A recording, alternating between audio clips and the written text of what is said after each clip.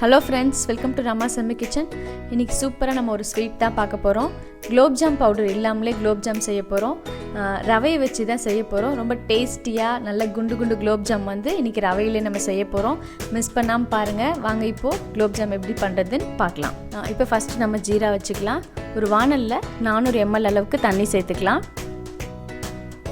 அதில் சர்க்கரையும் சேர்த்துக்கலாம். அரை கப் ரவை எடுத்தோம்னா 1 கப் சர்க்கரை சேர்த்துக்கோங்க. சர்க்கரை நல்லா கரைஞ்சி நல்லா கொதிக்கணும் ஜீராக்கு. இந்த கப் அளவுக்கு தான் நான் சர்க்கரை எடுத்திருக்கேன். இப்போ ஜீரா நல்லா திக்காக கொதிக்கட்டும். சர்க்கரையில் இருக்கிற அழுக்கை எடுக்கிறதுக்கு 1 டேபிள் ஸ்பூன் அளவுக்கு பால் விட்டுக்கோங்க. பால் விட்டதுக்கப்புறம் நல்லா கொதிக்கட்டும் ஜீரா பாகு. கொதிச்சதுன்னா உங்களுக்கு வந்து சர்க்கரையில் இருக்கிற அழுக்கு பூரா தனியாக வெளியில் வரும். பார்த்தீங்கன்னா சர்க்கரையில் இருக்கிற எல்லா அழுக்குமே வந்துச்சு. இந்த மாதிரி தனியாக நம்ம எடுத்துடலாம். ரொம்ப ஈஸியான மெத்தடில் சர்க்கரையில் இருக்கிற அழுக்கெலாம் எடுத்துடலாம். நம்மளோட சர்க்கரை பாகு நல்லா க்ளீனாக வந்துடுச்சு. இப்போ இதில் ஒரு 3 ஏலக்காவை தட்டி சேர்த்துக்கிறேன். அது கூடவே கொஞ்சம் குங்குமப்பூ சேர்த்துக்கிறேன். இது எல்லாம் சேர்ந்து நல்லா கொதிக்கட்டும். ஒரு 15 நிமிஷத்து அளவுக்கு நல்லா சர்க்கரை பாகு கொதிச்சாச்சு.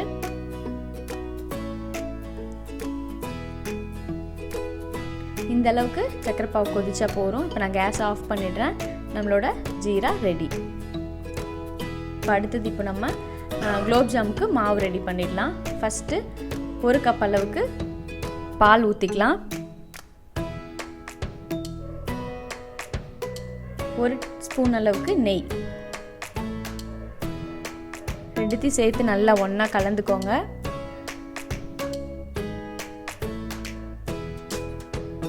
பால் நல்லா கொதி வந்ததுக்கப்புறமா நம்ம எடுத்து வச்ச ரவை இதில் சேர்த்துக்கலாம். நல்லா கட்டி தட்டி இல்லாமல் ரவையை போட்டுட்டு நல்லா தொடர்ந்து கலரிட்டே இருங்க.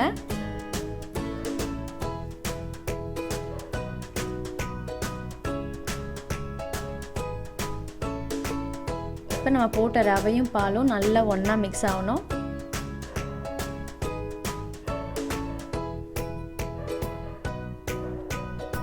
எந்த கட்டி தட்டியும் இல்லாமல் சூப்பராக மிக்ஸ் பண்ணியாச்சு.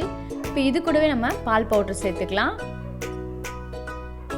இன்றைக்கி நான் வந்து ஒரு 3 டேபிள் ஸ்பூன் அளவுக்கு பால் பவுடர் சேர்த்துக்கிறேன். நீங்கள் ரவை எவ்வளோ எடுக்கிறீங்களோ அதுக்கு தகுந்த மாதிரி நம்ம பால் பவுடர் சேர்த்துக்கலாம். இப்போ எல்லாத்தையும் ஒன்றா சேர்த்து நல்லா மிக்ஸ் பண்ணிடலாம்.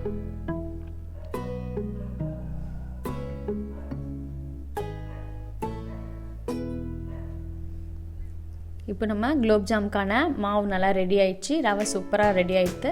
இந்த அளவுக்கு கையில் ஒட்டாமல் நம்மளுக்கு பால் மாதிரி பிடிக்க வரணும்.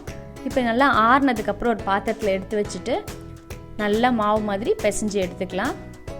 இப்போ உங்களுக்கு எவ்வளோ சைஸ் எந்த சைஸ் குலோப் ஜாம் வேணுமோ அதுக்கு தகுந்த மாதிரி சின்ன சின்ன பால்ஸாக நம்ம உருட்டி எடுத்துக்கலாம்.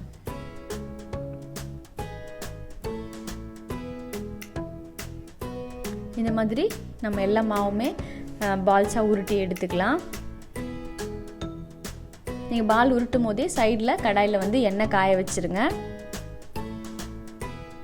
இப்போ பால்ஸ் எல்லாமே ரெடி. பக்கத்தில் நான் எண்ணெய் காய வச்சுருந்தேன். நம்ம செஞ்ச பால்ஸ்லாம் எண்ணெயில் போட்டு இந்த மாதிரி தொடர்ந்து கைவிடாமல் கொஞ்சம் கலரிட்டே இருங்க. இல்லாட்டி ஒரு பக்கம் வந்து கலர் மாறிடும், இன்னொரு பக்கம் வந்து வெள்ளையாக இருக்கும். இப்போது நல்ல கோல்டன் ப்ரௌனாக நம்மளுக்கு குலோப் ஜாம் ரெடி ஆயிடுச்சு. இப்போ அதை நம்ம எடுத்துடலாம். இப்போ நம்ம எடுத்து வச்ச குலோப் ஜாம் எல்லாத்தையும் பாகில் போட்டுடலாம்.